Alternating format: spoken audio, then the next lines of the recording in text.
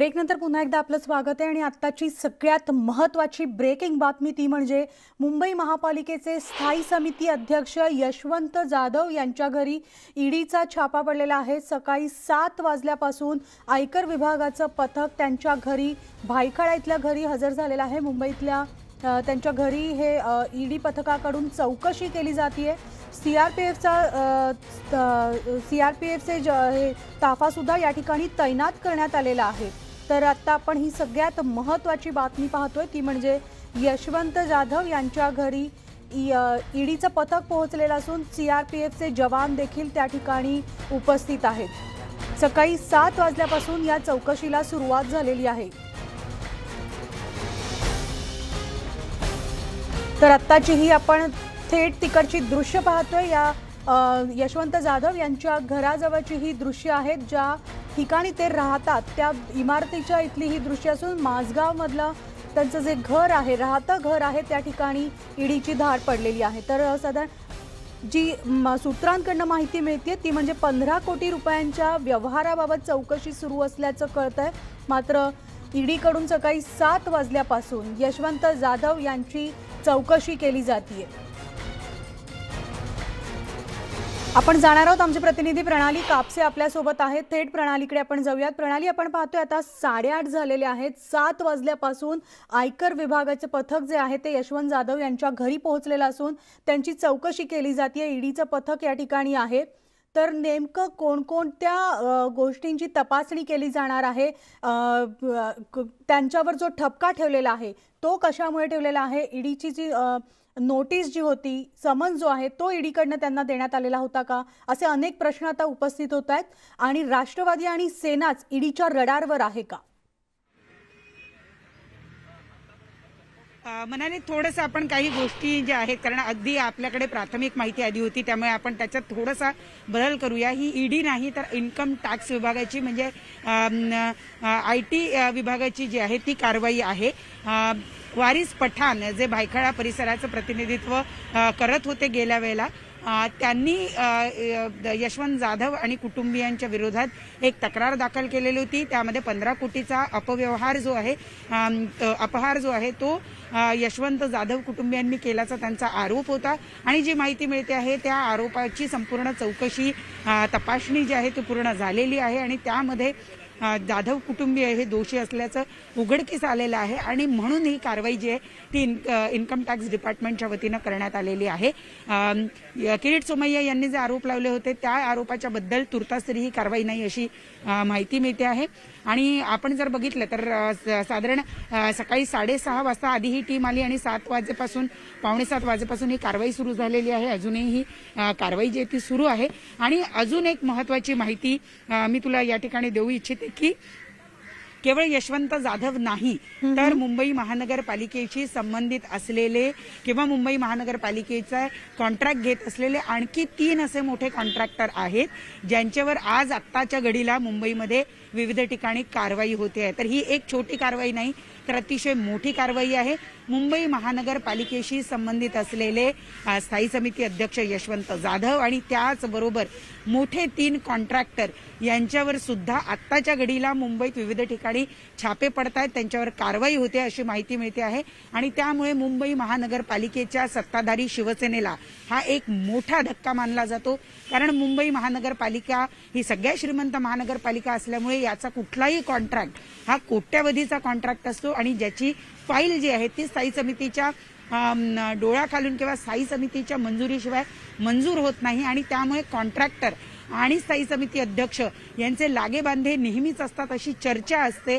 आणि जो स्थायी समितीचा अध्यक्ष होतो तो कोट्याधीश होतो अशी सुद्धा चर्चा असते। आणि त्यामुळे एकाच वेळेला स्थायी समिती अध्यक्ष यशवंत जाधव आणि त्याचबरोबर मुंबई महानगरपालिकेचे कंत्राट घेणारे 3 मोठे बिल्डर यांच्यावर कारवाई होणं हा एक मोठा संकेत आपल्याला मानता येईल की मुंबई महानगरपालिकेवरच एक प्रकारे कारवाई होती आहे, त्याच्यामध्ये जे काही गैरव्यवहार होतात त्याच्यावर कारवाई होत आहे असं आपल्याला या ठिकाणी म्हणता येईल। म्हणाली प्रणाली, साधारण ही चौकशी जी असते त्याची प्रक्रिया कशी असते याविषयी काही सविस्तर माहिती देता येईल का? आणि किरीट सोमय्या यांनी वारंवार खरं तर आवाज उठवलेला होता, त्यांनी जी काही कागदपत्र सादर केलेली होती त्यामध्ये कोणकोणते मुद्दे ठळक नमूद करण्यात आलेले होते? दोन वेगवेगळ्या गोष्टी आहेत. आपण एक सगळ्यात आधी बघितलं पाहिजे की ईडी ही कधी इन्व्हॉल्व्ह होते आणि इन्कम टॅक्स हे कधी इन्व्हॉल्व्ह होतं. या दोन वेगवेगळ्या यंत्रणा आहे. एखाद ईडी जी आहे ती ज्या प्रकरणामध्ये मनी लॉन्ड्रिंग असेल किंवा ज्याच्यामध्ये असं दिसून येत आहे की पैसा जो आहे तो शेल कंपन्यांमार्फत किंवा इतर अस्तित्वात नसलेल्या कंपन्यांच्या मार्फत वळवला जातो, तेव्हा ईडी जी आहे ती कारवाई करत असते. पण आज जी कारवाई होते ती इन्कम टॅक्स विभागाच्या वतीनं होती आहे. तुम्ही जे काही उत्पन्न वर्षामध्ये कमवलं त्यासाठीचे जे काही तुम्हाला शासनाला कर देणं अपेक्षित असतं किंवा इन्कम टॅक्स रिटर्न फाईल करणं अपेक्षित असतं, ते जर तुम्ही केलेलं नसेल आणि त्यामध्ये जर तुम्ही शासनाचा कर काही चुकवला असेल आणि जर तो सिद्ध झाला असेल तर इन्कम टॅक्स डिपार्टमेंट जे आहे ते तुमच्यावर कारवाई करत असतं. आणि इन्कम टॅक्स डिपार्टमेंटच्या वतीनं यशवंत जाधव आणि कुटुंबियांना यापूर्वी नोटिसा बजावण्यात आलेल्या होत्या. त्यांच्या वतीनं त्याचं उत्तर सुद्धा देण्यात आलेलं होतं, परंतु त्या उत्तरानं कदाचित समाधान झालं नसेल म्हणून आज ही कारवाई या ठिकाणी होती आहे. आणि साधारण हा जो व्यवहार आहे हा 15 कोटीच्या जवळपास व्यवहार असल्याचं सांगितलं जात आहे. वारिस पठाण जे MIMचे नेते आहेत त्यांनी ही तक्रार दाखल केलेली होती आणि या तक्रारी अंतर्गत यशवंत जाधव यांनी कर बुडवला असल्याचं सिद्ध झाल्याची चर्चा आहे आणि त्याच प्रकरणामध्ये ही कारवाई होत असल्याची माहिती मिळते. जसं प्रणाली सगळ्यांनाच खरं तर माहिती आहे की संपूर्ण देशामधली सगळ्यात मोठी जी एक आर्थिक उलाढाल जी होते ती मुंबई महापालिकेकडनं असते. महापालिकांच्या बाबतीत म्हणायचं झालं तर मुंबई महापालिकेची उलाढाल सगळ्यात मोठी आहे.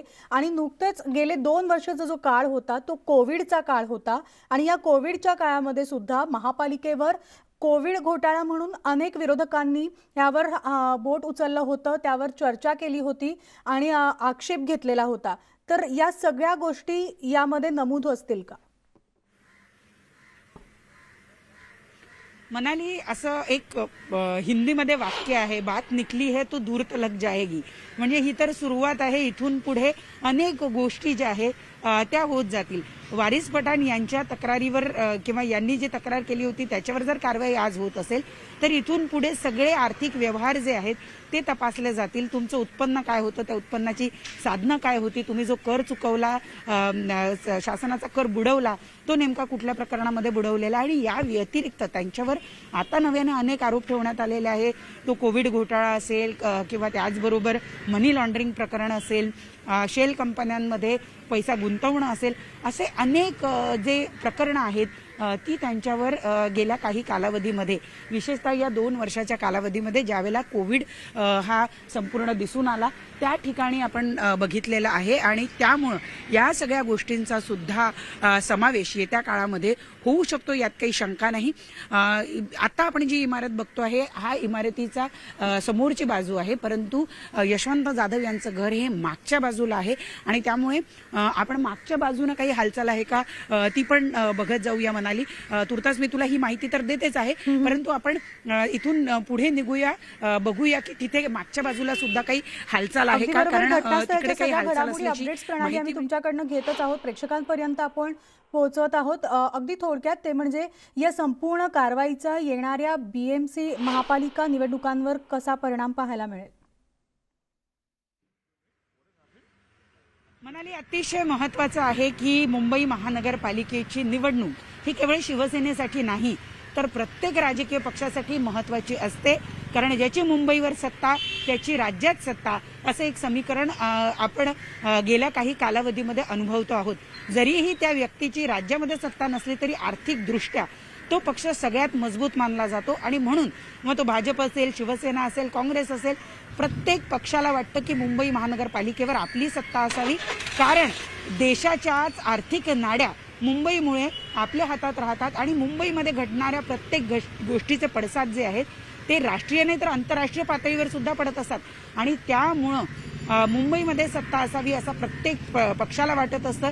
आणि त्यात आता मुंबई महानगरपालिकेची निवडणूक ही पुढच्या 2 महिन्यातही लागू शकते किंवा ती पुढच्या 6 महिने पुढे सुद्धा ढकलली जाऊ शकते अशी चर्चा असताना, एकीकडे प्रभाग रचना जाहीर झालेली असताना अशा पद्धतीची कारवाई होणं हे केवळ यशवंत जाधवांना नाही तर शिवसेनेला सुद्धा मोठा धक्का आहे, कारण सत्ताधारी शिवसेनेनं गेल्या काही कालावधीमध्ये अनेक घोटाळे केले असं सातत्यानं विरोधकांनी सांगितलेलं आहे.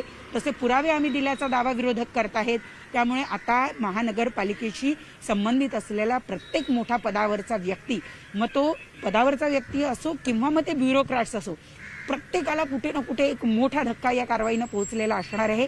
आता नेमका पुढचा टप्पा कुणाचा, आता नेमके पुढचा रडारवर कोण अगदी असणार? बरोबर आहे. मात्र अशी या भीती कारवाईनंतर प्रत्येकाच्या मात्र आता मनात, पुन्हा एकदा राजकीय वळण जे आहे ते नवं वळण घेतलेलं आहे. आपण पाहतोय पालिका निवडणुकीच्या ऐन तोंडावरच निवडणुका होणार, अगदी पुढच्या 2 महिन्यात निवडणुका होणार असल्याचं समजत असतानाच महापालिकेमधलं सगळ्यात महत्त्वाचं स्थान ज्यांना होतं ते म्हणजे स्थायी समिती अध्यक्ष यशवंत जाधव यांची आता सकाळी 7 वाजल्यापासून आयकर विभागाकडून चौकशी केली जाते. सीआरपीएफचे जवान देखील माझगाव इथल्या त्यांच्या राहत्या घरी तिथं उपस्थित आहेत. सकाळी 7 वाजल्यापासून या चौकशीला कारवाईला सुरुवात झालेली आहे. आमची प्रतिनिधी प्रणाली कापसे आपल्याला तिथनं संपूर्ण अपडेट्स देत होते. प्रणाली, धन्यवाद सविस्तर माहितीसाठी. आणि या संपूर्ण बातमीच्या घडामोडी तुमच्यापर्यंत आम्ही पोहोचवणार आहोत. मात्र वेळ झाली आज बुलेटिनमध्ये आत्ता इथेच थांबण्याची. ताज्या बातम्यांसाठी तुम्ही पाहत राहा न्यूज 18 लोकमत.